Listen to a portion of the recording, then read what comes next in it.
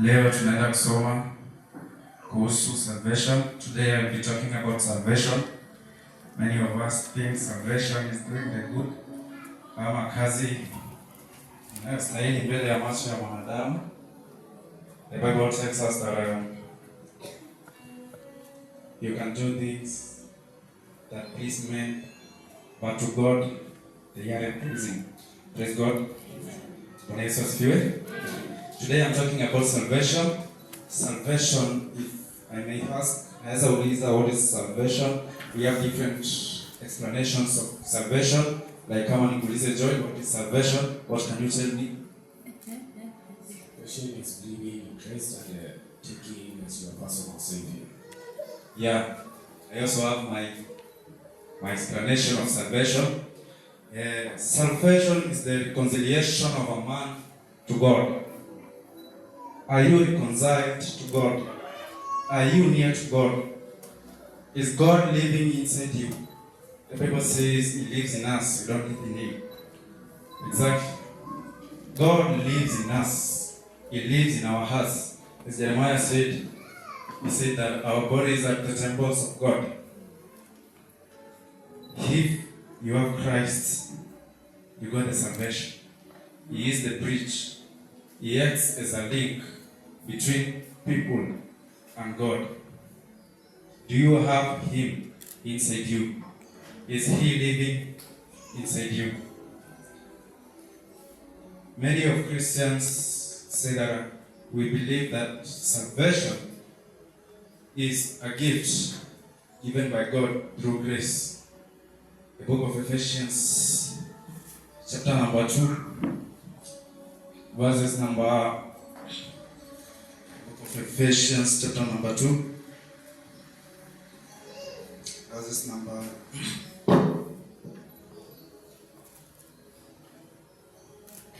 8 and 9, says, "For by grace you have been saved through faith, and this is not your own doing, it is the gift of God, not because of works, lest any man should boast." Praise God. Many of us believe that salvation is a gift from God through grace. The same book says in the verse number 1, says that, "And you were made alive when you were dead through the trespasses and sin."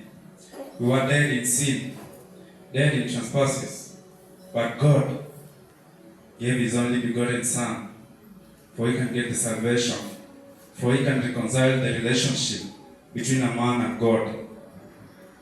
Before we go to that book, I want to talk about the book of Luke, chapter number, the book of Luke,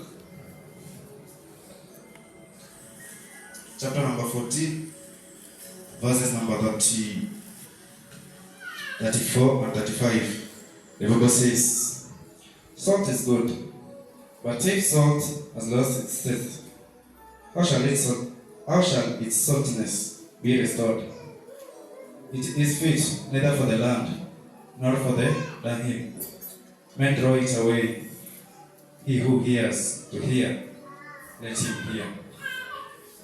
Wakati unanunua chumvi, unakuja unaitumia siku kadhaa, inapoteza the taste ya chumvi.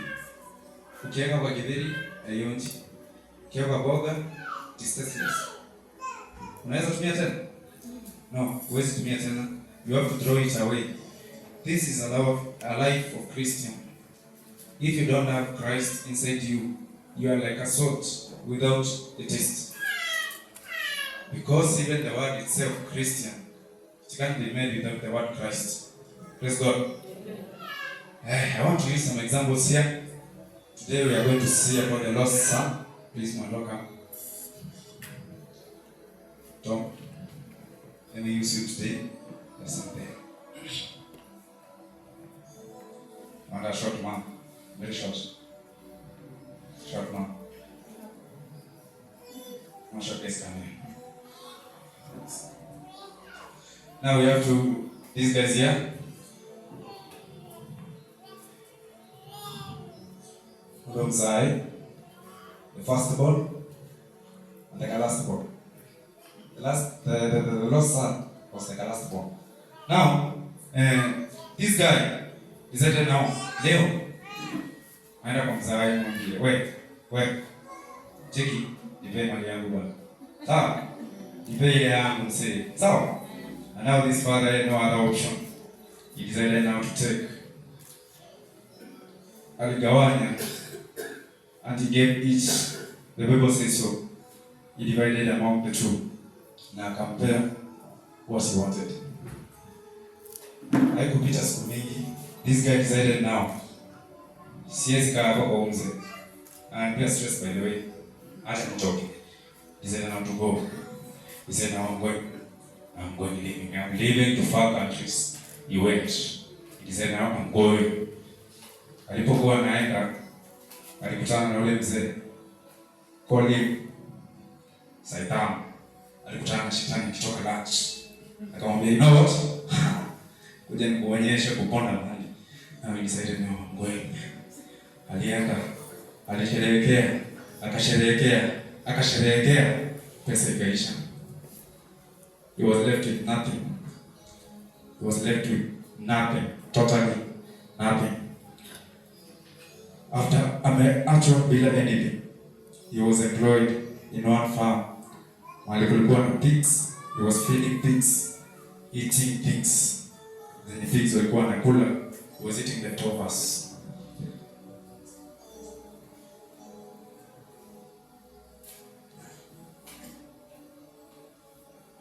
Alikuwa anakula pigs. Then the leftovers of the pigs.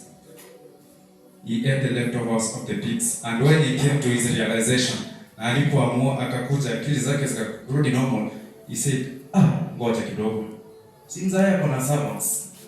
See, our servants they have something to eat and something to carry to their homes. Now he decided, I'm going back to my father. Hata kama atakuwa servant, it matters no more. I'm going back to my father.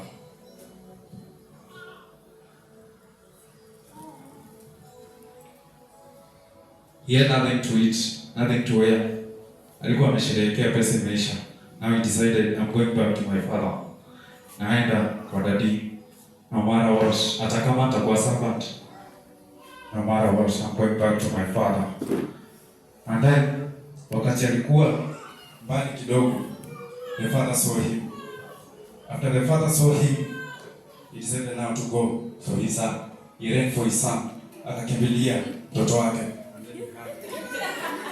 Praise God. He hugged him and he kissed him. The Bible says so, not me. He kissed the son. He hugged him.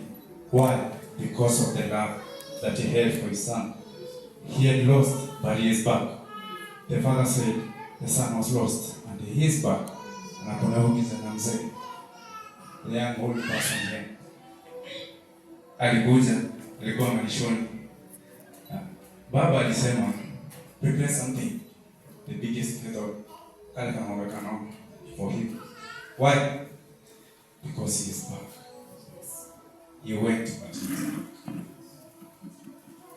The son, when he was coming, akitoka kwa malisho, he said, alikuja akauliza one servant, boy, ni nini inaendelea hapa? Then he was told,